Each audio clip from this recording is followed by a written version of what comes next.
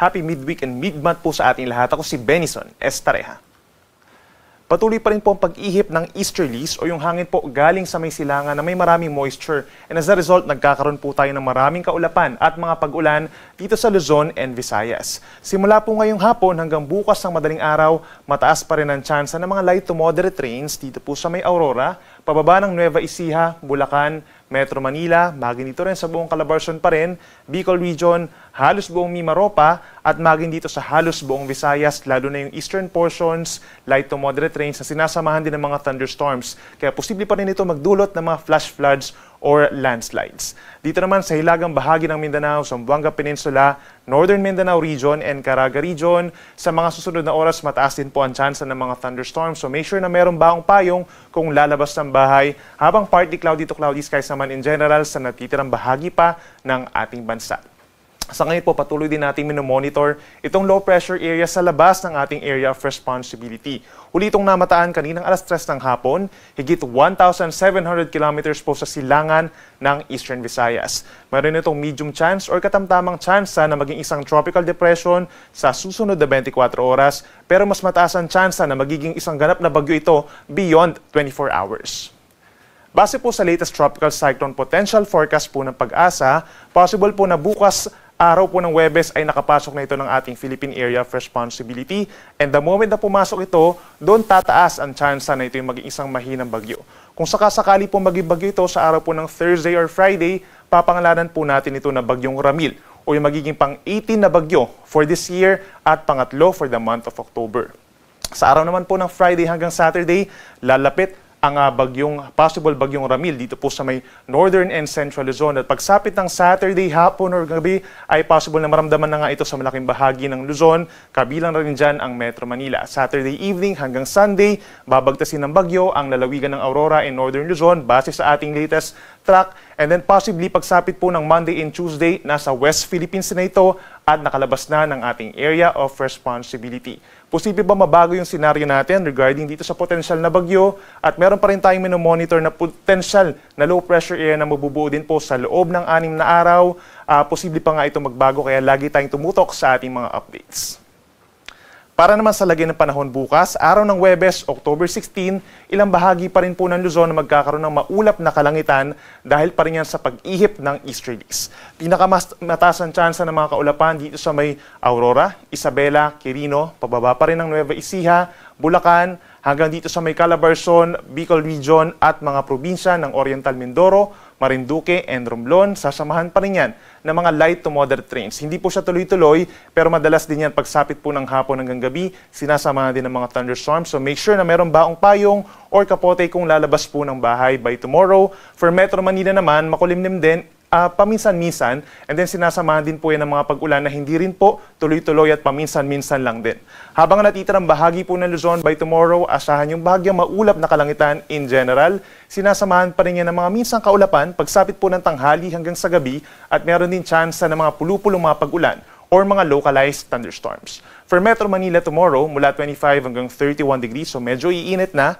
Sa ilang bahagi pa ng Luzon, medyo may kalamigan pa rin, kagaya sa may Tagaytay, 23 to 28 degrees Celsius. Sa may Legazpi hanggang 29 degrees lamang. Pinaka-presko ang panahon sa may Baguio City, posibleng bumaba pa sa 16 degrees. Habang mainit dito sa may Norte, kagaya sa may Ilocos Norte, sa Lawag, 26 to 34 degrees Celsius. Sa ating mga kababayan po sa Visayas, umaga pa lamang may mga pag-ulan na dito sa may Northern Samar, Eastern Samar and Samar, at dito rin po sa may Northern Panay, sa may Aklan and Capiz. Dulot yan ng easterlies o yung mainit na hangin nga galing sa may silangan. May mga tsansa ng mga light to moderate rains. Habang natitirang bahagi ng Visayas at Palawan sa umaga, partly cloudy to cloudy skies. May tsansa pa rin po ng mga pulupulong mga pag-ulan or pagkidlat pagkulog pagsapit po ng tanghali hanggang sa gabi. So siguruhin pa rin po na magbaon ng payong. For Metro Cebu, 24 to 31 degrees ang range of temperature bukas. Mas mainit sa may Palawan hanggang 32 degrees at pinakamainit sa may Iloilo City bukas hanggang 33 degrees Celsius. At sa ating mga kababayan po sa Mindanao, makakaranas ng maaraw na panahon sa malaking bahagi nito, umaga hanggang tanghali, at kasabay niyan pagsapit ng tanghali magiging mainit at maalinsangan po. No? Sa dakong hapon hanggang sa gabi naman, partly cloudy to cloudy skies at may chance din ng mga pulu-pulo lamang ng mga pag-ulan at may mga lugar na hindi naman po uulanin bukas dito sa Mindanao. Temperatura sa may Zamboanga City hanggang 33 degrees Celsius at mas mainit sa may Davao City hanggang 34 degrees Celsius. Para naman sa lagay ng ating karagatan ngayon at bukas, wala tayong inaasahan na gale warning or pagtaas ng mga delikadong alon natin sa malaking baybay ng ating bansa.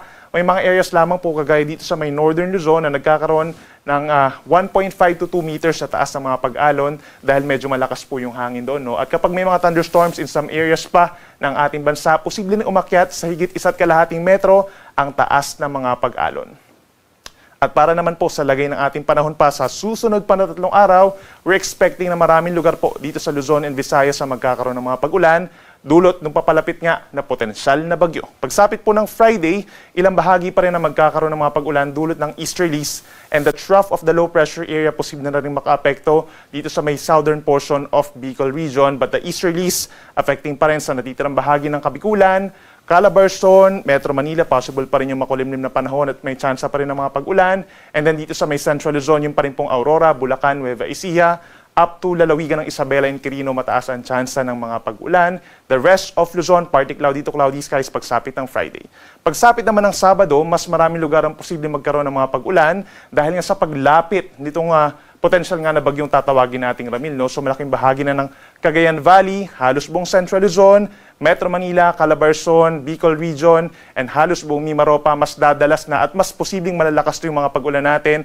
Kaya't mag-ingat sa banta ng mga pagbaha at pagguho ng lupa at hindi rin natin nirule out kapag naging bagyo nga ito, yung eastern side magkakaroon na ng mga wind signal at mararamdaman na yung mga pagbugso ng hangin. Then pagsapit po ng linggo, ito yung time na tumatawid na itong weather disturbance kapag nga naging bagyo, rains with gusty winds at mabagyong panahon ang mararamdaman ng ating mga kababayan sa may Northern Luzon, Central Luzon, down to Quezon Province and the northern portion of Bicol Region. Magiging mabagyo ang panahon po kung sakasakali habang natitirang bahagi ng Luzon kabilang ang Metro Manila. Maulap pa rin ang kalangitan at sasamahan pa rin ng kalat-kalat na ulan at mga thunderstorms.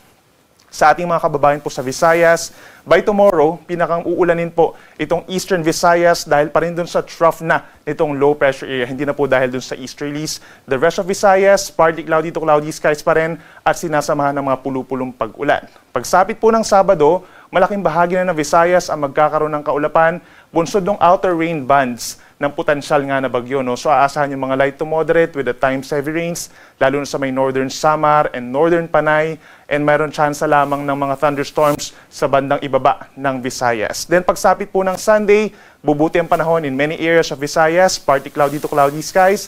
May tsansa pa rin po ng mga pulu-pulong pag-ulan or pagkidlat paggulog, lalo na sa may Antique and Iloilo. At sa ating mga kababayan po sa Mindanao na hindi naman po directly maapektuhan nitong sama ng panahon for the next 3 days from Friday hanggang sa katapusan ng weekend, we're expecting na magpapatuloy pa rin yung partly cloudy to cloudy skies. Madalas magiging maaraw naman po sa umaga hanggang sa early afternoon and then sa dakong hapon hanggang sa gabi nagkakaroon ng mga kaulapan at mga pagkidlat, pagkulog o mga thunderstorms po, lalo na sa mga kabundukan dito sa may part ng Zamboanga Peninsula and Northern Mindanao. So make sure na meron pa rin daladalang payong, but in general, hanggang sa weekend, magiging maganda naman ang panahon, ideal sa pamamasyal at paglabas ng bahay. Ang ating sunset ay 5:36 ng hapon mamaya at ang sunrise bukas 5:48 ng umaga. Sa Manila Bay naman po bukas, ang high tide ay magsisimula 5:54 or 4:54 ng umaga at 1.05 meters na susundan ng low tide bukas 2:11 p.m. at 6 centimeters below sea level. Yung mga latest mula dito sa Weather Forecasting Center ng Pag-asa. Ako muli si Benison Estareja na nagsasabing sa anumang panahon, Pag-asa magandang solusyon.